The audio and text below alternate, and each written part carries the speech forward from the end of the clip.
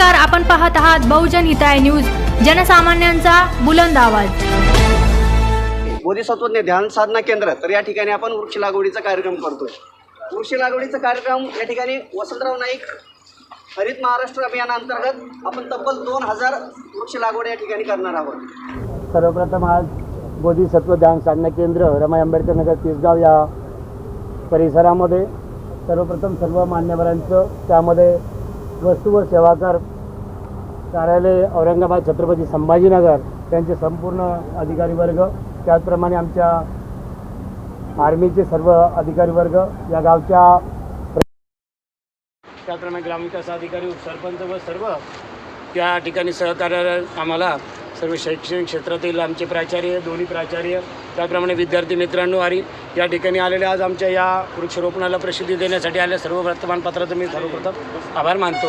आणि या ठिकाणी खऱ्या अर्थानं जवळजवळ 20 वर्षाच्या कालखंडामध्ये असे वेगवेगळे उपक्रम या ठिकाणी या डोंगराळ भागामध्ये आमच्या या संस्थेच्या माध्यमातून या ठिकाणी करत आहोत। कारण झाडं लावा, जेव्हा कोरोनाचा काळ आला, जेव्हा माणसाला कळलं की ऑक्सिजनची गरज काय, ऑक्सिजन काय असतं आणि ऑक्सिजनमुळे माणूस किती जगू शकतो, काय होतो, ही जी संकल्पना जेव्हा आमच्या समोर आली आणि आम्ही तेव्हा परत एकदा निश्चित केला, वृक्ष बँकेचे असतील किंवा सर्व आमच्या सहकार्याने एकत्र केलं आणि या परिसरामध्ये झाडे लावण्याचा संकल्प केला।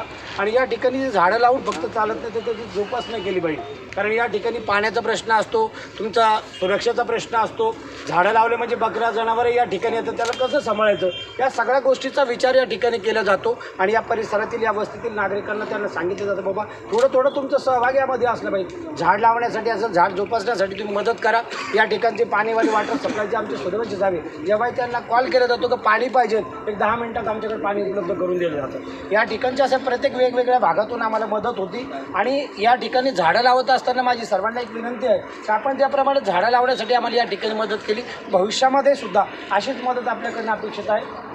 कारण ते झाडाला पाणी लागणार आहे, त्यासाठी टाक्या असल्या, समजा तुमच्याकडे खराब टाक्या जरी असल्या त्याला आम्ही कट करून या ठिकाणी उभा करून त्याचं नियोजन पाण्यामध्ये कसं करता येईल ते टाक्या स्टोरेजसाठी वापरतो। त्याचप्रमाणे जर कुठं कंपाऊंडचे असे तार, फिनिशिंगचे तार पडलेले असेल, पोल पडलेले असेल, ते सुद्धा आम्हाला चालतं, जेणेकरून ते कंपाऊंड करण्यासाठी आम्हाला मदत होते। म्हणजे जे आपण वेस्टेज म्हणून फेकतो त्या वेस्टेजचा उपयोग आम्ही या ठिकाणी करतो। जसं एखादी मातीच्या ठिकाणी एखाद्याचं बांधकाम चालू असेल, त्याची माती निघते, ती माती आम्ही या ठिकाणी घेतो, ते झाडासाठी खत म्हणून त्याच्यामध्ये लेंड्याचं शेणखत असेल, म्हशीचं जनावरांचं खत असेल, ते मिक्स करून त्या झाडांना आम्ही त्या ठिकाणी ते देतो।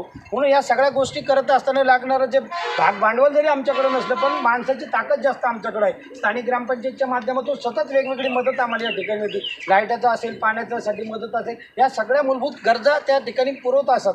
परंतु ज्या बाकीच्या गोष्टीसाठी शासनाकडनं कुठेतरी आम्हाला थोडीफार मदत झाली पाहिजे। जसं शैक्षणिक शास्त्राकडनं आम्हाला वारंवार विद्यार्थी मिळतात झाडं लावण्यासाठी, कॅम्पस वेगवेगळे घेतले जातात, त्या ठिकाणी वेगवेगळ्या आरोग्याचं असेल, शैक्षणिक असेल, मार्गदर्शन शिबिर या ठिकाणी घेतले जात असतात। कारण वर्षवासाचा काळ आता 3 महिने या ठिकाणी बुद्ध आणि धम्मचं व ग्रंथाचं या ठिकाणी वाचनही असतं आणि कॅम्पस या ठिकाणी घेतले जातात।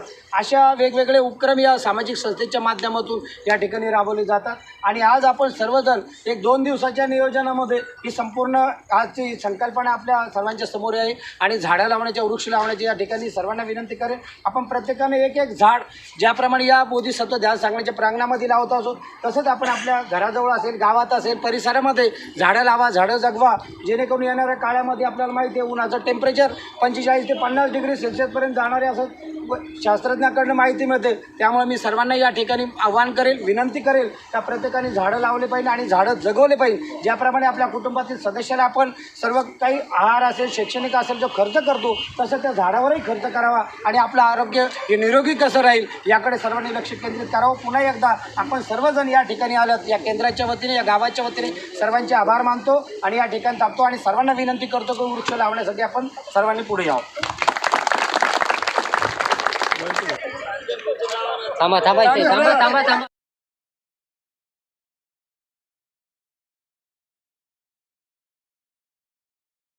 भारत माता की जय।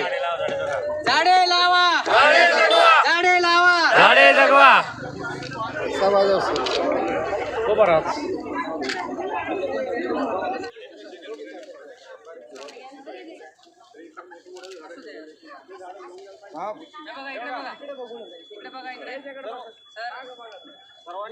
का जो प्रोग्राम था, मैं नायक सुबेदार एस के गवानी 136 टी बटालियन इको औरंगाबाद में स्थित है। हमारा जो इक्को बटालियन का काम है मेन हमारा प्लांटेशन करना। आज तक इक्को बटालियन ने 11 लाख औरंगाबाद परिसर में 11 लाख पौधे लगाए। और जो आपका जो पहल देखा हमने आज पौधे लगाने का बहुत अच्छा लगा। और यहाँ भी आज के इसमें 2000 पौधे लगा दिए। तो मैं ये चाहता हूँ कि इस जो पौधे लगाए उसकी संगोपन हो और उसको बड़ा करने की कोशिश सभी का सहयोग योगदान इसमें होना चाहिए। चलिए थैंक यू। मी प्रवीण हांडे तिसगाव सरपंच। आज बौद्धी साधना केंद्रामार्फत तिसगाव येथे अंजनभाऊ साळवे यांनी वृक्ष लागवडीचा जो उपक्रम हाती घेतलेला आहे त्यामार्फत त्यांनी 2000 वृक्ष लागवड करण्याचा ध्यास घेतलेला आहे।